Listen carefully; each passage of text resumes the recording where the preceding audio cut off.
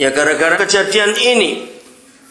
Pasal 14 ayat yang ke-12.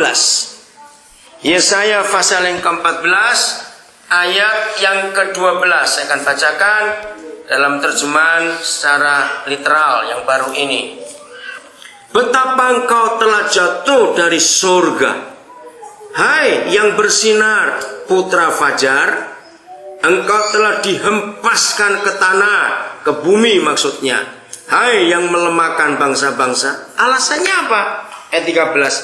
Sebab engkau telah berkata dalam hatimu, aku akan naik ke langit. Aku akan mendirikan tahtaku di atas bintang-bintang Elohim. Sudah 2 kali. Aku akan. Ya. Dalam terjemahan saudara, aku hendak naik ke langit. Aku hendak mendirikan tahtaku mengatasi bintang-bintang Tuhan.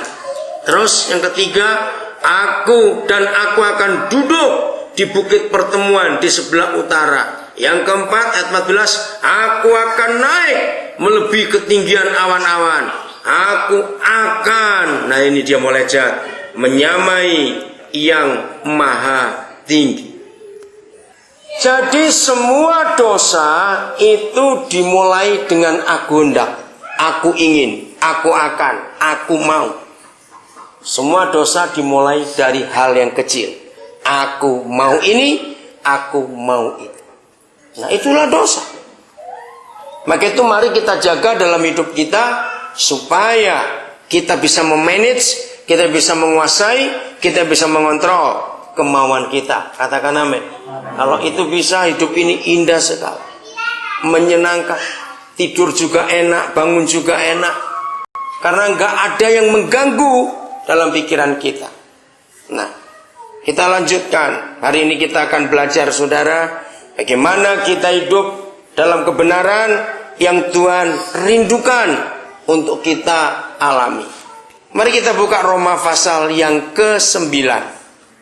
Roma pasal 9 mulai ayat yang ke-11.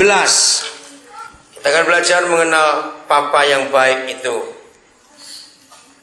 Karena sebelum dilahirkan ataupun melakukan sesuatu yang baik atau yang jahat, supaya tujuan Elohim yang berdasarkan pilihan ilahi dapat berlangsung bukan atas dasar perbuatan, tetapi atas dasar panggilan. Firman ini ditujukan kepada 2 anak Ishak yang masih dalam kandungan. Siapa dan siapa? Siapa dan siapa? Esau dan Yakub. Nah, saya baca di terjemahan saudara.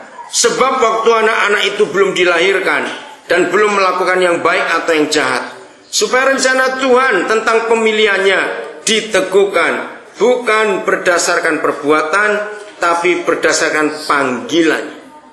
Saudara, apa yang kita temukan dalam firman ini? Kita akan belajar begini hari ini lewat Roma 9 ini. Mengapa ada orang yang sulit mengampuni orang lain? Mengapa ada orang yang begitu gampang sakit hati?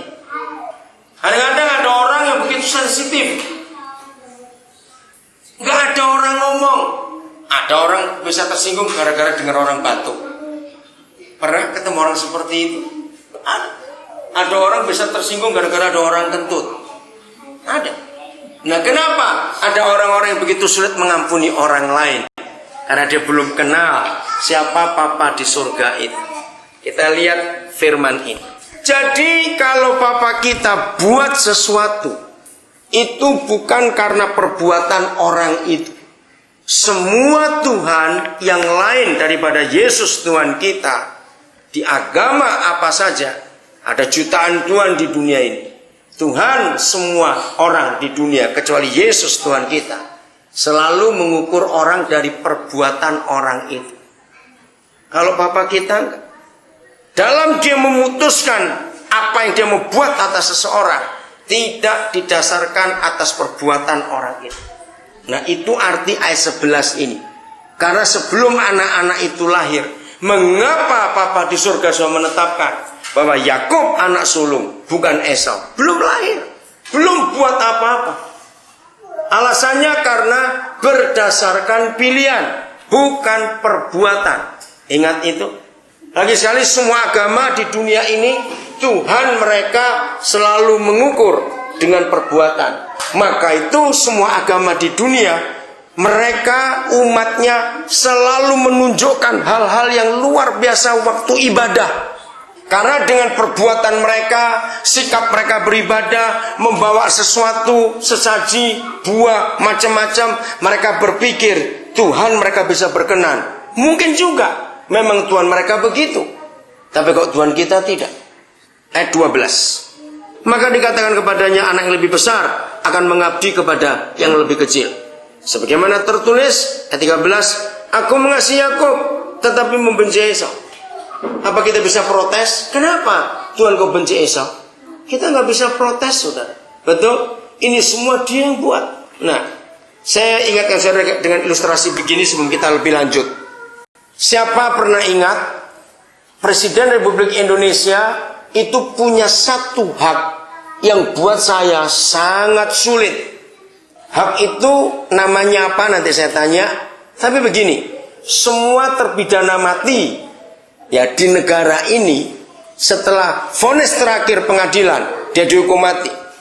Tapi di negara kita mereka masih punya hak untuk minta apa kepada presiden?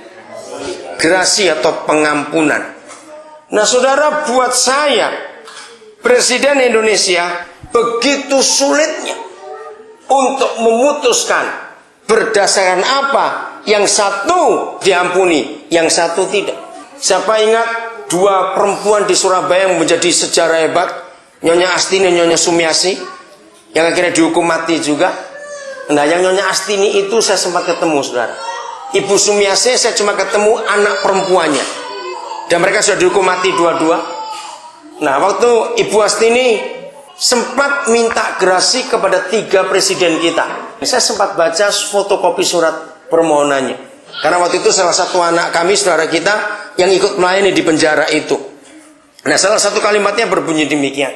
Kiranya presiden sebagai perempuan, kami minta naluri keibuan ibu untuk menolong terpidana ini. Dengan banyak tanda tangan, bagaimana Nyonya Astini sudah begitu baik selama di penjara. Dan memang, saudara, dalam kisah itu luar biasa. Seluruh orang di penjara, selama ada Ibu Astini ini, semua orang itu dapat berkat. Karena Ibu Astini banyak dapat kunjungan. Sampai sipir-sipir penjara, petugas penjara itu begitu sayang. Maka itu ketika malam itu dia mau dihukum mati, saudara, jam 4 subuh. Waktu itu saya ada di Palu, saya ngikuti betul berita itu, karena saya sudah 2 kali ketemu dia. Bahkan saya sempat ke rumahnya waktu kasus pembunuhan 3 orang yang dia bunuh itu di daerah Kampung Malang di Surabaya. Saya sempat datang ke rumahnya untuk lihat, karena kasusnya itu ngeri sekali. Dia bunuh 3 perempuan, padahal ibu ini sederhana, dia nggak kelihatan tampang kriminal. Di penjara pun dia itu jadi pelawak, jadi penghibur buat semua tahanan. Memang orang suka ngelucu-ngelucu begitu, saudara. Nah, tetangga-tetangganya, bahkan suaminya, mantan suami berkata, ini 3 orang dibunuh dan dimutilasi. Rumahnya rumah sederhana, bukan rumah batu, rumah papan. Di sebuah gang di Surabaya yang padat sekali. Nah, yang orang itu heran. Sampai salah satu keluarga itu, menantunya nggak usah berkata, orang potong ayam lalu bersihkan, itu darahnya aja kemana-mana. Ibu ini bagaimana cara bunuh orang? Dan dia cuma potong pakai pisau dapur, saudara. Tulang orang, bukan anak kecil. Nah, itu yang menyebabkan presiden nggak bisa memberi pengampunan, karena membunuh 3 orang dan dipotong-potong.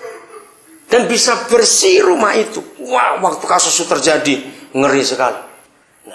Presiden begitu sulit, apa yang memutuskan yang ini diberi grasi, yang itu tidak? Bisa ngerti maksud saya? 2 orang terpidana mati, kakak adik di Nusa Kambangan. Waktu itu saya dengan istri saya dengan satu tim, kami pelayanan di Nusa Kambangan. Ini kasus Purwokerto, satu keluarga yang bunuh preman karena disuruh seorang pengusaha dibayar. Akhirnya pengusaha yang bebas, mereka berempat jadi bapak dengan 3 anak masuk penjara semua. Anak nomor 1 dan anak nomor 3 itu diputus vonis mati. Anak bungsu mereka umur 17 tahun waktu kena itu yang bawa mobilnya itu kena 10 tahun, bapaknya kena 20 tahun.